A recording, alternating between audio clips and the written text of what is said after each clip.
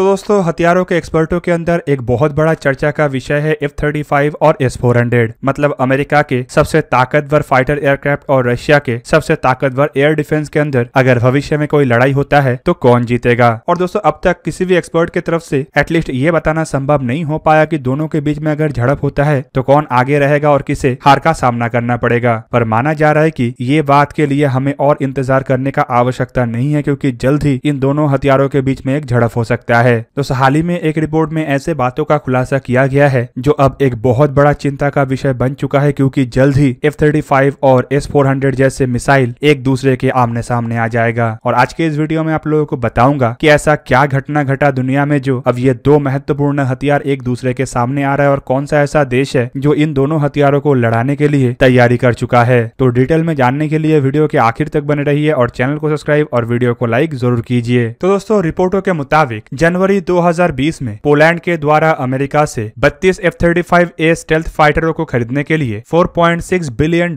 के एक समझौते के ऊपर हस्ताक्षर किया गया था। बेसिकली पोलैंड इन एयरक्राफ्टों को इस्तेमाल करके अपने बेड़े के पुराने सोवियत ओरिजिन सुखोई 22 और मिग 29 जैसे एयरक्राफ्टों को रिप्लेस करेगा। और अब रिपोर्टों में बताया जा रहा है कि पोलैंड की तरफ से F-35 जैसे स्टेल्थ एयरक्राफ्टों को खरीदने के बाद इन एयरक्राफ्टों के साथ रशिया के S-400 जैसे मिसाइलों के झड़प के संभावनाएं कई गुना बढ़ चुका है। कई जगहों में तो ये भी बताया जा रहा है कि ये अब एक तरीके से अनिवार्य हो गया है। मतलब एयरक्राफ्टों के पोलैंड पहुंचने के बाद किसी भी समय में इन एयरक्राफ्टों का सामना S-400 के साथ हो सकता है। अब आप लोगों के मन में ये सवाल होगा कि पोलैंड जैसे देश का तो डायरेक्ट बाउंड्री रशिया के साथ नहीं है। रशिया और पोलैंड के बीच में आइदर यूक्रेन या फिर बेलारूस जैसे देश है। तो ऐसे में पोलैंड के F-35 और रशिया के S-400 के झड़प होने का संभावना क्यों है। तो आपके जानकारी के लिए बता दूं कि रशिया का एक क्षेत्र कोलिनिनग्राड अवलास्ट का बाउंड्री पोलैंड के साथ है। और दोस्तों ये क्षेत्र एक ऐसा छोटा सा क्षेत्र है जो भारत के किसी भी राज्य के जिले के आकार का होगा, लेकिन ये रशिया के मेनलैंड से बाहर है। पोलैंड के साथ लगे हुए ये क्षेत्र असल में बाल्टिक सी के कोस्ट पे है और यहाँ पे रशिया के कई सारे बड़े हथियार भी तैनात है। इवन बताया जाता है कि इस क्षेत्र में रशिया के परमाणु हथियार भी तैनात है। मतलब दोस्तों ऑब्वियसली ऐसे हथियारों को प्रोटेक्ट करने के लिए रशिया की तरफ से यहाँ पे S-400 और S-400 के रडार सिस्टम तैनात होगा। दोस्तों रिपोर्टों में बताया जा रहा है कि पिछले महीने ही पोलैंड में आयोजित 29वां MSPO डिफेंस एक्सपो के दरमियान लॉकहीड मार्टिन के इंटीग्रेटेड फ्लाइट ग्रुप के बिजनेस डेवलपमेंट के वाइस प्रेसिडेंट JR मैकडोनाल्ड की तरफ से बयान देते हुए बताया गया है कि पोलिश एयरफोर्स के सेकेंड F-35 स्क्वाड्रन के स्थापना के लिए पोलैंड के नॉर्थ वेस्ट में एक स्थान को चुना गया है। और दोस्तों ये स्थान रशिया के बॉर्डर के काफी नजदीक भी है। दोस्तों इसमें आप लोगों के मन में ये भी सवाल उठ सकता है कि अगर पोलैंड द्वारा F-35 खरीदा जा रहा है तो इसमें बड़ा बात क्या है। पोलैंड F-35 के अलावा भी अगर कोई एयरक्राफ्ट को खरीदता तब भी पोलैंड अपने बॉर्डर के सुरक्षा के लिए उसका तैनाती करता। पर यहाँ पे आश्चर्य का बात यह है कि जिन एयरक्राफ्टों को अमेरिका की तरफ से सप्लाई किया जा रहा है उसे लेकर अमेरिका के द्वारा काफी अधिक भूमिका निभाया जा रहा है। रिपोर्ट के मुताबिक अमेरिका के द्वारा पोलैंड को एक टोटल पैकेज अप्रोच दिया गया है, जिसमें खाली 32 एयरक्राफ्टों का डिलीवरी नहीं बल्कि इसके साथ साथ एयरक्राफ्ट पायलट और मेंटेनेंस सपोर्ट के लिए ट्रेनिंग भी देना है। साथ में एडवांस फ्लाइट सिमुलेशन और ऑनगोइंग एयरक्राफ्टों के मेंटेनेंस तक शामिल है। अमेरिका की तरफ से पोलैंड को बाकी F-35 एयरक्राफ्टों के पार्टनर देशों के जैसे ही रोबस्ट लॉजिस्टिकल सपोर्ट देने का भी बात कहा गया है। दोस्तों इस तरीके के सपोर्ट अमेरिका के द्वारा अब तक खाली उन गिने चुने देशों को ही दिया गया है जो डायरेक्टली अमेरिका के साथ F-35 प्रोजेक्ट में इन्वॉल्व थे।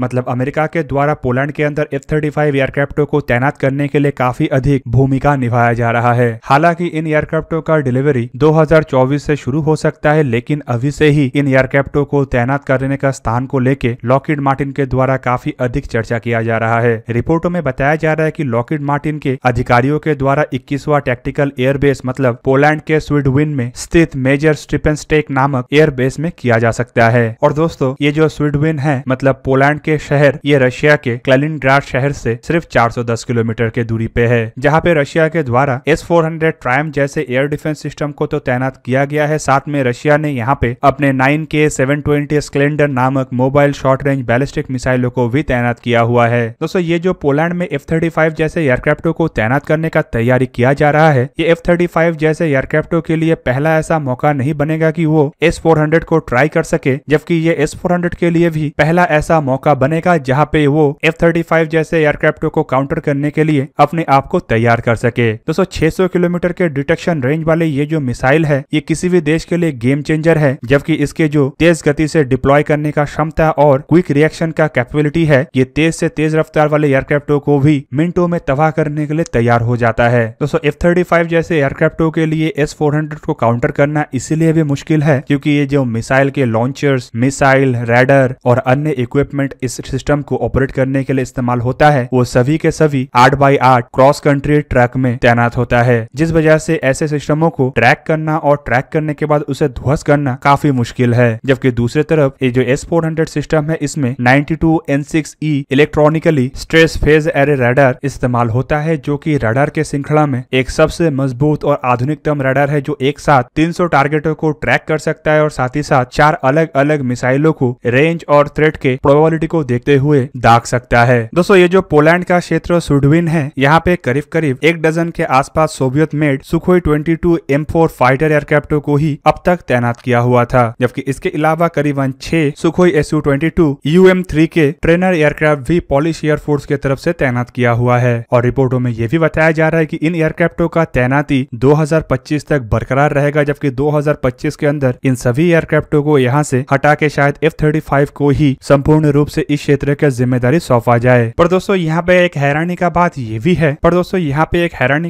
भी है कि जिन एयरक्राफ्टों को स्वीडन एयरवेस में तैनात करने का बात कहा जा रहा है, मतलब F-35 लाइटनिंग 2 स्टेल्थ एयरक्राफ्ट, ये सभी के सभी रशिया के एयर डिफेंस मिसाइल और रशिया के शॉर्ट रेंज बैलिस्टिक मिसाइल के रेंज के अंतर्गत ही तैनात किया जाएगा। ऐसा पहली बार होगा जब अमेरिका की तरफ से जानबूझ के दूसरे देश के, मतलब अपने दुश्मन देश के एयर डिफेंस रडार और मिसाइलों के रेंज में ही अपने एयरक्राफ्टों को तैनात किया जा रहा हो। दोस्तों एक तरफ जहाँ पे ये जो स्वीडन शहर है, ये रशिया के बॉर्डर के काफी नजदीक होने के वजह से यहाँ पे F-35 जैसे एयरक्राफ्टों के तैनाती को लेके सवाल उठ रहा है, तो वहीं पे ये जो शहर है, या फिर बोले तो जहाँ पे अमेरिका के F-35 जैसे एयरक्राफ्टों को तैनात किया जाएगा, वो बाल्टिक सी से सिर्फ 60 किलोमीटर के डिस्टेंस में है। मतलब ये क्षेत्र किसी भी नेटो एक्सरसाइज के लिए एक बेहतरीन ठिकाना बनेगा और यहाँ पे तैनात एयरक्राफ्ट नेटो के किसी भी एक्सरसाइज में प्रमुख भूमिका निभा सकेगा। दोस्तों 2020 में जो अमेरिका और पोलैंड के बीच में एयरक्राफ्टों का समझौता हुआ था, वो बेसिकली सोवियत जमाने के एयरक्राफ्टों को ही रिटायर्ड करने का समझौता था और इसे टोटली पोलैंड 5th जनरेशन के एयरक्राफ्टों से लैस करना चाहता है। और यहाँ पे आप लोगों के मन में एक सवाल उठ सकता है कि जो देश सोवियत एयरक्राफ्टों का इस्तेमाल कर रहा है, इवन जिसके पास MiG-29 जैसे एयरक्राफ्ट भी है, वो अचानक से कैसे ऐसे रशिया के घोर विरोधी गुट में है और कैसे अमेरिका के साथ इतना बेहतरीन रिश्ता है कि F-35 जैसे एयरक्राफ्टों को भी हासिल कर पा रहा है। तो दोस्तों आपके जानकारी के लिए बता दूं कि आज से करीबन 3 दशक पहले तक पोलैंड को एक सोवियत ब्लॉक के देश के रूप में ही पहचाना जाता था। इवन यहाँ पे सोवियत समर्थित सरकारें भी था और कम्युनिज्म का एक तरीके से राज था। पर कम्युनिज्म को देश से एक बार उखाड़ फेंकने के बाद 1999 में पोलैंड नेटो के एक एक्टिव मेंबर बना और तब से पोलैंड और नेटो के देश, खास करके नेटो के नेतृत्व करने वाले देश जैसे कि अमेरिका, एक दूसरे के काफी करीब आया है। दोस्तों इस दरमियान ये भी कहना गलत नहीं होगा कि रशिया और पोलैंड के बीच का जो रिश्ता था वो अब उतना सौहार्दपूर्ण नहीं रहा। पर दोस्तों सुडविन में एयरक्राफ्टों को तैनात करने से पहले माना जा रहा है कि अमेरिका की तरफ से पोलैंड को जो पहले एयरक्राफ्टों का डिलीवरी किया जाएगा, ये सुडविन के जगह में शायद पोलैंड के 32वां टैक्टिकल एयरबेस लेक्स में तैनात किया जाए। संभावित इन एयरक्राफ्टों का डिलीवरी 2024-25 में ही हो और शायद इस एयरबेस में एयरक्राफ्टों को फुल्ली इंटीग्रेट करने के बाद ही सुडविन नामक क्षेत्र में दूसरे टैक्टिकल बैचेस का तैनाती किया जाए। माना जा रहा है कि जो दूसरे बैच का एयरक्राफ्ट है उसका डिलीवरी 2026 से 2027 के दरमियान हो सकता है और इंटरनल ऑपरेशनल क्लियरेंस के साथ 2026 में ही शायद इसे एक्टिव कर दिया जाए। जबकि रिपोर्टों में यह भी बताया जा रहा है कि इन एयरक्राफ्टों को एक फुल स्क्वाड्रन के स्वरूप 2030 तक ही ऑपरेशनल करना संभव हो पाएगा। और दोस्तों साथ ही साथ ये भी बताया जा रहा है कि 2030 आते आते ये F-35 ही एकमात्र रशिया के S-400 या फिर अन्य रशियन हथियारों के खिलाफ चैलेंज बन के तैनात नहीं होगा, बल्कि 2030 तक शायद यूरोप में नेटो के देशों के अंदर कम से कम 450 F-35 करीबन 12 अलग अलग लोकेशन में तैनात हो सकता है। मतलब तब तक अमेरिका के तरफ से इस क्षेत्र में रशिया के जो दबदबे है या फिर बोले तो रशियन एयर डिफेंस सिस्टमों के जो दबदबे है उसे पूरी न्यूट्रलाइज करने के लिए अपना तैनाती या फिर बोले तो अपनी मजबूती को इतना अधिक कर लेने का इरादा बनाया जा रहा है कि रशिया चाहे भी तो अमेरिका के खिलाफ कुछ ना कर सके। पर दोस्तों देखना अब यह है कि पोलैंड में F-35 रशिया के S-400 के रेंज के अंदर तैनात करने के बाद क्या घटता है और कितने बार रशिया के S-400 इन एयरक्राफ्टों को डिटेक्ट करने में सक्षम होता है और कितने बार अमेरिका S-400 को चकमा देने में समर्थ होता है। तो दोस्तों ये था आज का वीडियो। अगर आपको वीडियो अच्छा लगा तो इसे लाइक कीजिए और मेरे चैनल को सब्सक्राइब कीजिए और साथ में बना हुआ बेल आइकन को भी प्रेस कर दीजिए ताकि आप मेरा वीडियो देख पाए सबसे पहले। जय हिंद।